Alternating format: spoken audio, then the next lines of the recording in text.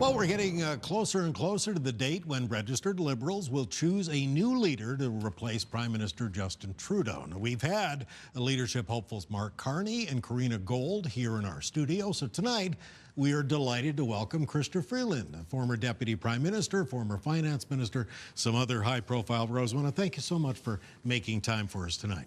It is great to be here with you, Bruce.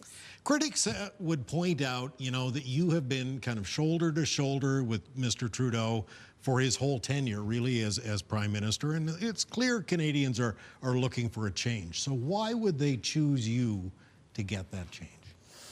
Well, first of all, I will point out, Bruce, I was the one minister who had the gumption to resign. Sure. And that was a hard thing to do, and it was the right thing to do. Mm-hmm. But the reason that I am here in Halifax talking to some great Liberals and asking them to choose me to be the next Liberal leader and the next Prime Minister is because we are at an existential moment for our country. I take the threat that Donald Trump poses to our country extremely seriously. It's actually the thing that really drove my decision to step down from government. It was the central theme of my campaign launch. And I know that at this critical moment, I am the person who can stand for Canada and fight for Canada. I have the experience, I did it before, and I have the guts to do it again. There's a whole bunch of things I want to ask you about Donald Trump and where that goes. But first, let's get into the leadership perception, because what we're seeing is, what we're hearing from the pollsters is that your party is gaining ground, which is great, but it seems to be gaining ground if Mark Carney is the leader. So what do you make of that? Well, I would disagree with that. Yeah. I think there is a whole energy, a new energy in the Liberal Party right now, and that is wonderful. We now have 400,000 Liberal members.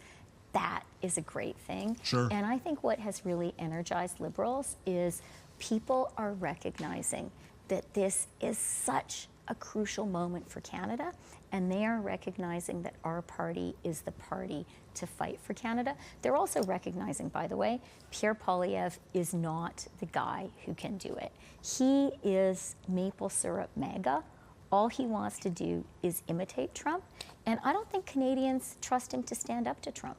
And so I think that's giving us a lot of energy, and that's why I'm really putting myself forward as the person, as the woman who can do it.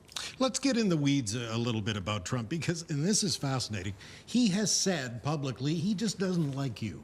Now, under normal circumstances, that would be kind of funny, but this is a high-stakes thing here. I think that is the best campaign ad I could ever have, that President Trump knows who I am, he knows I'm a tough negotiator, he knows I got a great deal for Canada last time. I mean, remember last time he was president, he threatened to rip up NAFTA, and there was a lot of shouting, a lot of kicking and screaming, and at the end of the day, we actually got a better deal than we had to start with. He also threatened steel and aluminum tariffs, and in fact imposed them on us in 2018 when I was in charge of leading Canada through it. And the Americans, a few months later, unilaterally lifted those tariffs. So I know how to get the job done. I know that it takes strength and a plan and fortitude. That's why Donald Trump knows who I am. And that's why I'm the best next leader of the Liberal Party. What do you make of his comments about annexing Canada? I mean, the first term he was worried about getting reelected. This is it for him, presumably. So, some of the threats are kind of off the table right now. How serious is he about?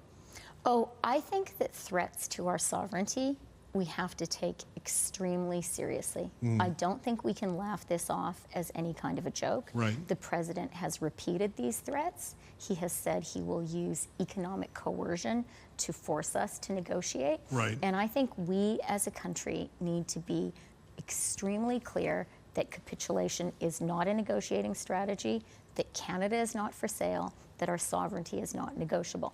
And I have to tell you something else, Bruce, something like this is all very serious and kind of quite somber. what is really raising my spirits is how Canadians are responding to this, right?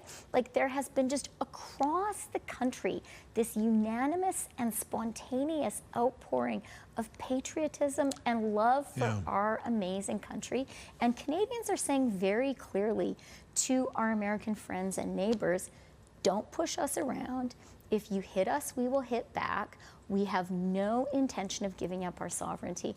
And that really is why I'm running in this race, because I know I can lead that fight. And I know Canada right now needs a leader who can fight for our country, who can stand up to Trump, and has the guts and the experience to get that job done. It's hard to imagine any other kind of situation that would inspire this kind of Canadian patriotism. But it's good to remember how great our country is, isn't it? Like, isn't it nice? Most of the Liberal leadership contenders want to kind of drop the carbon tax now. You defended it for years, and now you'll dump it, I guess. I was the first leadership candidate to say I would drop the carbon tax. Right. The very first one. And I think that got the ball rolling. And it was the right thing to do. For me, the message that we heard clearly, and actually we heard it first here in Atlantic Canada, was that Canadians recognize that climate change is real. They want climate action, but that a consumer-facing price on carbon was not working in their lives. And I think that it is really arrogant of a government not to listen to people. So I was glad to be the first person who said that I would drop it, and I was glad when I was in government to champion excluding home heating oil. Let's talk about housing. You've said, I think this was just today, in terms of the housing shortage, in part you're going to tie the number of new immigrants to housing availability. That kind of slows down the population growth until the housing can catch up. Pierre Poilievre, to his credit, has introduced a kind of a similar idea. So what makes your plan different, and how would it work? Well, I think it is really important to recognize that housing is a huge challenge in the lives of Canadians, in the lives of people here in Atlantic Canada. We're here in Halifax, seeing, an extremely attractive city people want to live in, but housing is becoming unaffordable. And I think that as a government, we have to be sure that we have the homes that are affordable for Canadians to live in, for young people to start their families. And so what I would do is focus on two things. One, supply, supply, supply. Urgently get new homes built. I also said in my housing plan that we published today that we would lift the GST on new homes for first-time home buyers, help young people get that first home of their own. And we also need to really focus on affordable housing. A lot of people here in Halifax rent. We have to be sure that there is more affordable housing, more purpose-built rental for people who live their lives that way. I'm a big fan of co-op housing too. Chrystia Freeland, we'll have to leave it there. I want to thank you so much for joining us tonight. Thank you. Liberal leadership candidate Chrystia Freeland joining us tonight in studio. Stay with us. We'll be right back.